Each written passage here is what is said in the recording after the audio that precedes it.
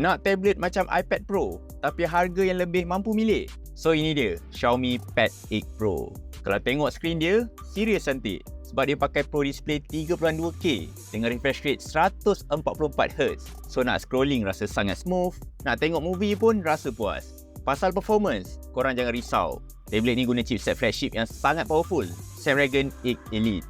Nak main game berat atau nak buat multitasking, memang tak ada masalah sebab chipset dia serius, laju sangat. Paling style, tablet ni ada workstation mode. Dengan fungsi ni, dia boleh tukar interface tablet jadi macam PC. So senang nak buat kerja dan korang boleh beli stylus pen dan keyboard dia secara basingan untuk jadikan kerja korang lagi produktif.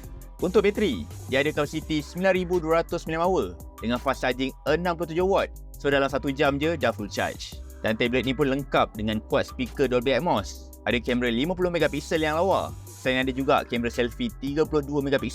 Dan paling penting, dia dah support Wi-Fi 7. So macam, berbaloi tak? Dengan spek flagship macam ni, harga tablet ni korang boleh dapat bermula RM2,399 saja.